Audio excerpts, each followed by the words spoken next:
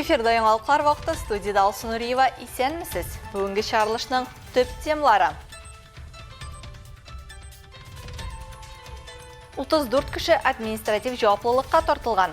Калабызда куркынычсызлык куешын электрип йөрмәүчеләр ачыклана. Юл хәрәкәте кагыйдәләре буенча шофер инструкция буенча куеш белән электрилгән булырга тиеш һәм электрилмәгән пассажирларны йөртмәскә тиеш.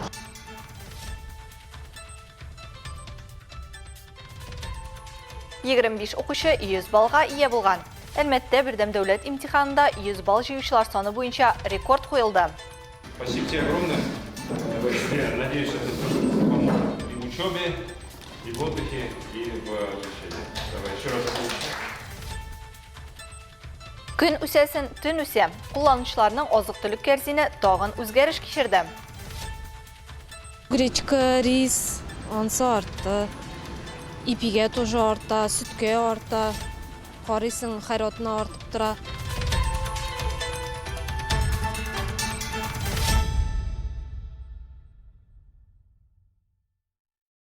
Исегезгә төшерәбез. Татарстанда куркынычсызлык куешы дип исемләнгән профилактик чара уза. Операция 3 июльгә кадәр дәвам итәчәк. Дәүләт автоинспекциясе хәбәр иткәнчә, чараның максаты юлларда куркынычсызлык куешларын куллану буенча хокук бузуларны кисәтү һәм чикләү. Ләйсән Галиева дәвам итә. Җәйге сезон башлану белән республика юллары сизелерлек җанлана. Кызганычка каршы автомобильчеләр һәм ике тәгәрмәчле транспорт җанатарлары активрак булган саен аварияләр саны да арта бара. Узган атнада гына да республика буенча 9 юл һәлакәтендә 16 кешенең гомере өзелгән. Основные причины смертельных Үлемгә китерүче юл транспорт һәлакәтләренең төп сәбәпләре каршы хәрәкәт полосасына чыгу, тизлек режимын үтәмәү, куркынычсызлык куешларын санга сукмау, арыган хәлдә автомобиль белән идарә итү яки исереклек билгеләре белән бәйле. или с признаками опьянения. Күпчелек машина йөртүчеләр куркынычсызлык куешын арка артыннан гына электрип юлга чыга. Мондый очракта ул нәтиҗәле түгел. Шофер штраф түләүдән качар өчен куешны үзе аша үткәрә. Үз иминлеге турында уйланмый. Юл хәрәкәте кагыйдәләре буенча шофер инструкция буенча куеш белән электрилгән булырга тиеш һәм электрилмәгән пассажирларны йөртмәскә тиеш. Согласно исследованиям Транспорт куркынычсызлыгы үзәкләре тикшерүләре буенча, куркынычсызлык куешларын куллану алгы утыргычтагы йөртүче һәм пассажир өчен юл транспорт һәлакәтләрендә һәлак булу яки имгәнү ихтималын 50%-ка, арткы утыргычтагы пассажирлар өчен 25%-ка киметә. Машина ауган очракта электрилгән куркынычсызлык куешы исән калу мөмкинлеген 5 тапкыр арттыра. Пристегнутый ремень безопасности повышает шансы на выживание в 5 раз.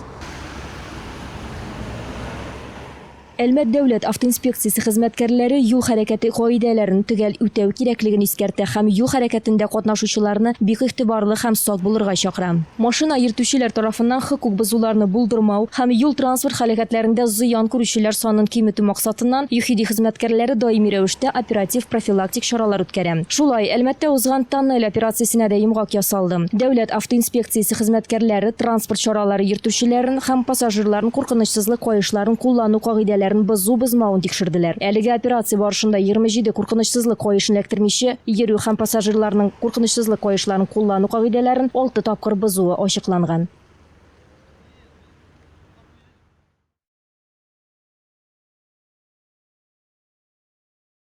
Кызыл китапка кертелгән балабан лошыннары ярты гасырдан соң Азнакайга кайтарылды. Шатыртау дәүләт табигать тыюлыгы территориясендә халыкара кызыл китапка, шулай Россия Федерациясе һәм Татарстанның кызыл китапларына кертелгән 10 балабан лошыны иреккә чыгарылды.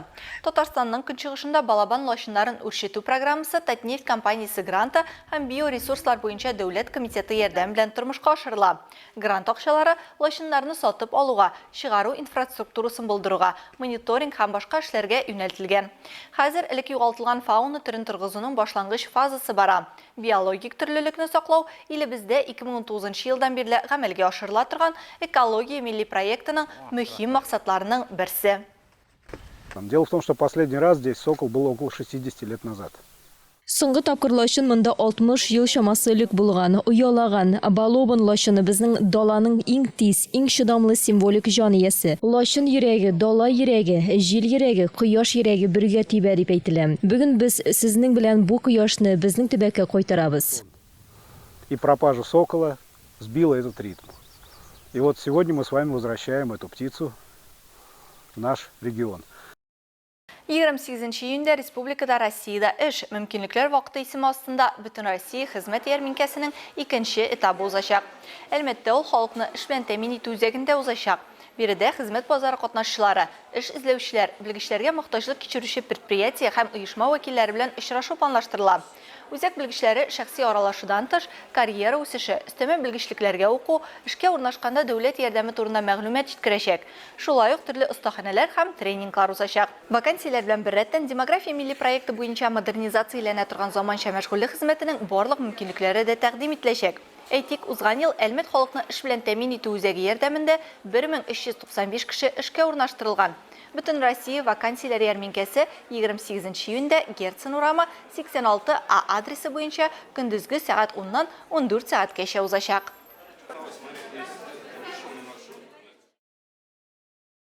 Бердәм дәүләт имтиханы тапшыру чоры тәмамланды. Инде нәтиҗәләр билгеле. Быел дәүләт йомгаклау аттестациясендә Әлмәттән 830 укучы катнашты. Шулардан 25 укучы 100 баллга ия булды. 100 баллчылар саны буенча алдынгылар рәтендә 20-нче һәм 7-нче мәктәп. Бүген район башлыгы Тимур Нагуманов шәһәрнең алдынгы укучылары белән шәхсән үзе очрашты. Решили собрать вот самых отличившихся, самых выдающихся наших выпускников. Очрашуда район башлыгы Тимур Нагуманов билгеләп үткәнчә, шәһәребез ел саен республика буенча уртача күрсәткечләрдән артып, БДИ буенча нәтиҗәләрне яхшырта. 20нче мәктәп укучысы Анастасия Князева рус, инглиз телләре һәм әдәбиятыннан бер юлы 3 предмет буенча 100 баллга лаек булды. Ул шәһәребездә генә түгел, республикада максималь нәтиҗә алган бердән-бер укучы булды. Спасибо тебе огромное. Я надеюсь, это тоже поможет и в учебе, и в отдыхе, и в обучении. Давай еще раз получаем. Шулай ук 2нче лицей чыгарылыш укучысы Данияр Хафизов 2 фән буенча 100 балл җыйган. Мы постепенно растем. Это очень хорошая динамика, тенденция, которая помогает, позволяет на самом деле быть уверенным в том, что образование у нас действительно улучшается, его качество, его эффективность, и в этом направлении будем обязательно дальше работать.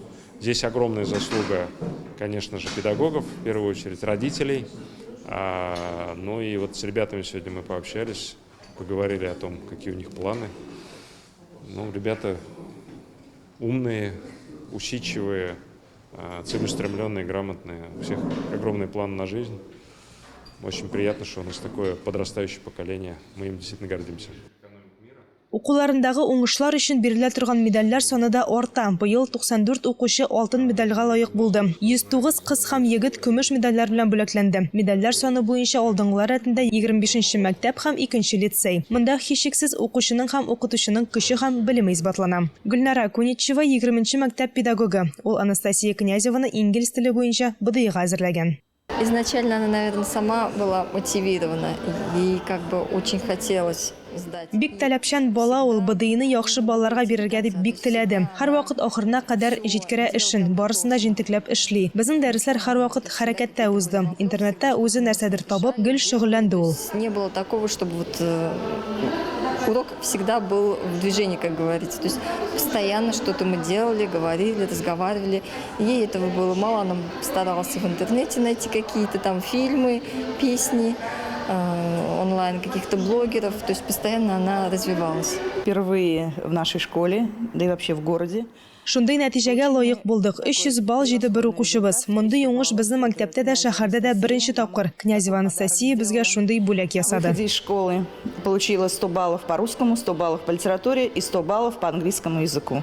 Имтиханнар тәмам, нәтиҗәләре билгеле. Хәзер укучылар уку йортларына документ тапшыру белән мәшгуль. Иртәгә исә Нефтьчеләр каласында чыгарылыш кичәләре үтәчәк. Алсу Ахмаджанова, Рафаэль Сафин, Александр Исаков, Яңалыклар вакыты, Луч, Әлмәт телекомпаниясе.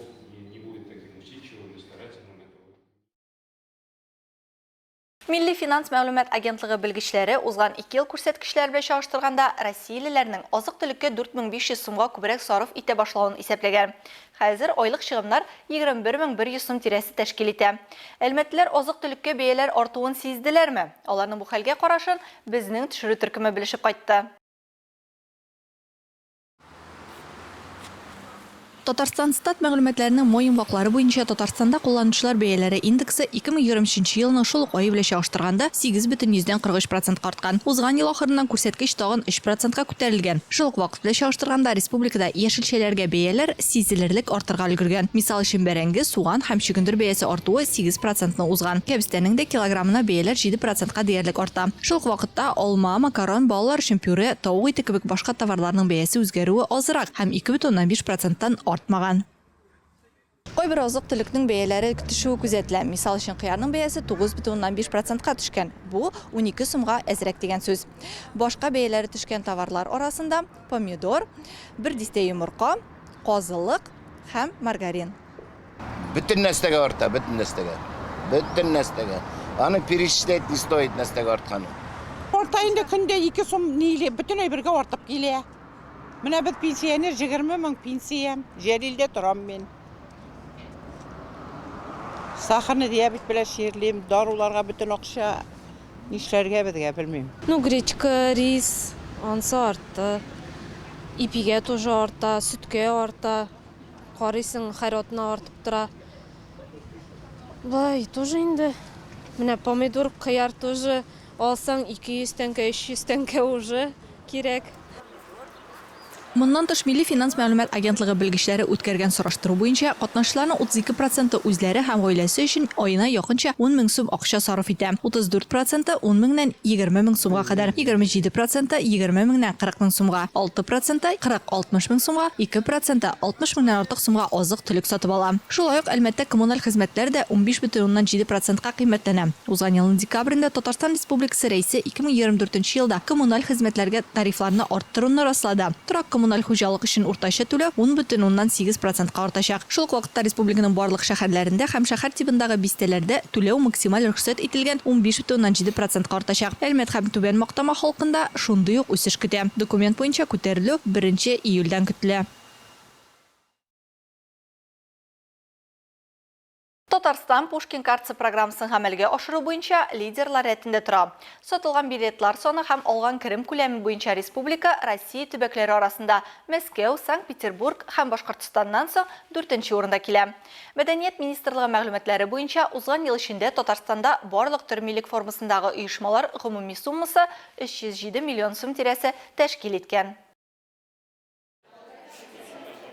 Пушкин картасы яшьләргә федераль бюджет хисабына мәдәният учреждениеләренә бушлай йөрергә мөмкинлек бирүче махсус дәүләт программасы. Карта буенча билетны бортик үзең өчен генә сатып алырга мөмкин. 2024 елда бу карта ярдәмендә 14 яшьтән 22 яшькә кадәрге гражданнар Пушкин картасы буенча кинога, театраль спектакльләргә, музыкаль чаралар, күргәзмә, экспозицияләргә, экскурсия, укыту программалары, мастер-класс һәм викториналарга барырга мөмкин. Мисал өчен Түбән Мактама балалар китапханәсе 3 төрле чара тәкъдим итә. Аларны оештырыр алдыннан алар аның актуальлеген һәм биремнең авырлыгын төрле кешеләрдә сынап карый. Это вкусные истории. Бу вкусные истории, что в имени тебе моем һәм стоп-кадр дип исемләнгән чаралар. Без балаларны әлеге чараларга чакырабыз. Хәзерге вакытта балаларны гаҗәпләндерү бик авыр. Шуңа күрә әзерләнгәндә без һәрвакыт бу биремнәрне танышларыбызда тикшереп карыйбыз. Проверяем на ком-нибудь. Картаның номиналы елына 5 мең сум тәшкил итә. Исегезгә төшерәбез. Пушкин картасы дип исемләнгән Бөтен Россия программасы 2021 елның 1 сентябрендә эшли башлады. 2022 елның февралендән программага кинотеатрлар да кушылды. Ләкин билет алганда 5 мең сумның 2 меңен генә тотарга мөмкин. Бу 1 елга якынча 7 билет дигән сүз. Калабызда иҗтимагый һәм мәдәни учреждениеләрдә остаханәләр һәм башка кызыклы чаралар уза. Эш вакытында Пушкин картасы тотучыларына аларның ишекләре һәр вакыт ачык. Мы рады видеть вас всех зрителей. Без сезне барлык тамашачыларны сишәмбедән шимбәгә хәтле иртәнге 9-дан кичке 5-кә кадәр күрергә бик шат килегез. Без һәрвакыт Пушкин картасы буенча балалар килүенә сөенәбез. Безнең ишекләр ачык. И приходу ребят по Пушкинской карте. Очень-очень будем рады. Алар турында тулырак госуслуги.мәдәният кушымтасында яки мәдәният.рф сайтында белергә мөмкин. Куркынычсыз, арзан һәм мәдәни. Бүген Татарстанның нефт шәһәрләрендә Татнефть компаниясе нәкъ менә шундый мөхитне булдыра. Шәһәрнең мәдәни мөхите проекты кысаларында узучы концерт мәйданчыкларында гаилә һәм дуслар белән вакыт үткәрү, һәр җомга һәм шимбә көнне ачык мәдәни чаралардан ләззәтләнү мөмкинлеге бар. Шулай бу җомгада 18 сәгатьтән алып драма театры артындагы фонтан мәйданында татар эстрадасының популяр җырчысы Эльмира Нәгыймова концерты узачак. Татарстан Республикасының отқазанған артисті Радик Шарипжановның жырларын Қоракөз скверында тыңларға мөмкин. Мәғрифәт бульварында һәм Ешлек скверында шәһәребезнең иҗат коллективлары сезне үз чыгышлары белән сөендерәчәк. Шулай ук сезне Сәламәтлек паркында һәм Западные ворота скверында балалар өчен оештырылган программа көтә. Шимбә 29 июньдә шул ук мәйданчыкларда кичке 6-дан район иҗат коллективлары һәм чакырылган артистлар балалар өчен анимация программалары шәһәр халкын һәм кунакларын уңай эмоцияләр биреп, энергия белән тулыландырачак.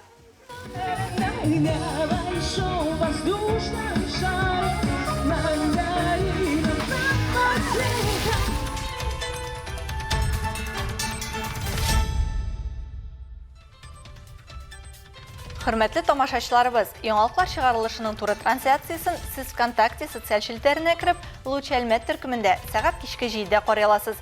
Безнең иң кызыклы сюжетларыбыз да рәсми аккаунтларыбызда урнаштырыла.